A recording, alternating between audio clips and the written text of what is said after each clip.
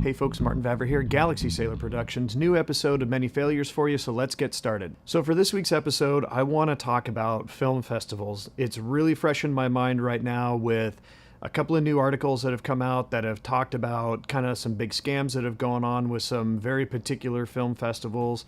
And I've been making a big run of film festivals lately with a couple of films that I have. I have a feature documentary called Hail to the King, 60 Years of Destruction that I did about the 60th anniversary of Godzilla. Aside from that, I have a short film that's called Come to Daddy that's about 2.5 minutes long. So I have these two films that should be able to hit kind of a couple of different audiences or be able to fit into a couple of different places in a programming schedule. So far, however, I haven't had any luck with it. I was just rejected today from the Breckenridge Film Festival. That's a festival that I've attended before with one of my short films a few years ago. Now honestly, I thought I was going to be a shoo-in with this festival. The day that it opened for applications, I got in on the early registration, which meant I paid the lower fee, but I got in really early.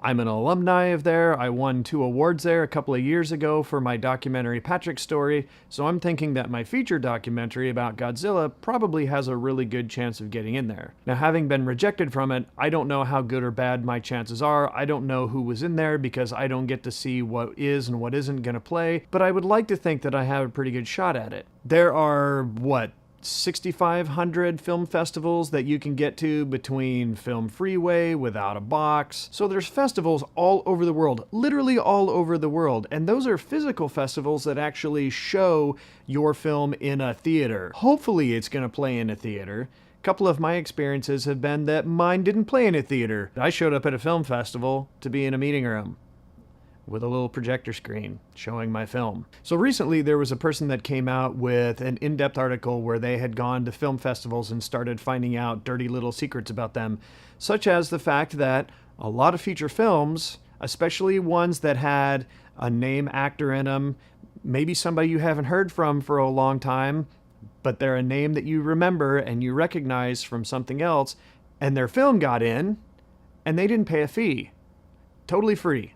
They got in there. The festival's hope is that by having a recognizable name in this film, they're going to draw people in who are going to buy tickets for that showing, or they're going to buy festival, whatever. They're kind of hoping that that name draws people in. In the meantime, they're actually hoping that all of the people who are applying on Without a Box and Film Freeway are going to pay for the festival. Now, I'm not going to name any of these folks, and in the show notes for this, I will actually put in the link to the article that you can go and read. But what it came down to is that film festivals were treating themselves as the gateway for the independent filmmakers and allowing you to believe that by coming to the festival, submitting your film, and meeting with all of these people, you were going to have an in. You were suddenly going to have these doors that were open, and this world was going to open up for you to have access to Hollywood, bigger budgets, bigger producers, bigger aspects of the film world that you didn't have when you were on your own or when you were making your short film or your extremely low budget feature. I don't want to be a curmudgeon about this because not every film festival is bad.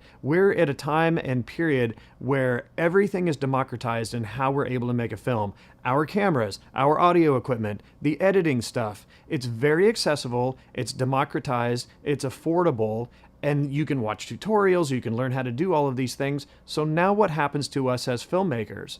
It means that we still have to tell good stories, and then we still have to have people see it. We have allowed other people to dictate how that is. We've allowed the film festivals to dictate that. We've allowed YouTube. We've allowed all of these other things to rule us because we have the content, but they have the viewership. Now, if these different channels of distribution aren't able to find content, then you would think they would go to create their own.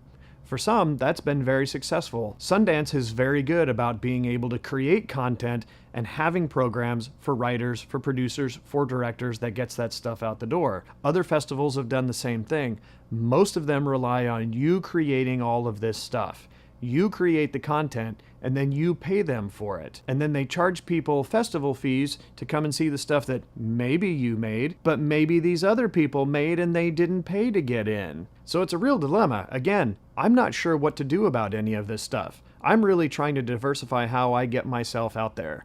I'm really pushing my social media stuff right now by doing this show, by trying to do live video on Facebook.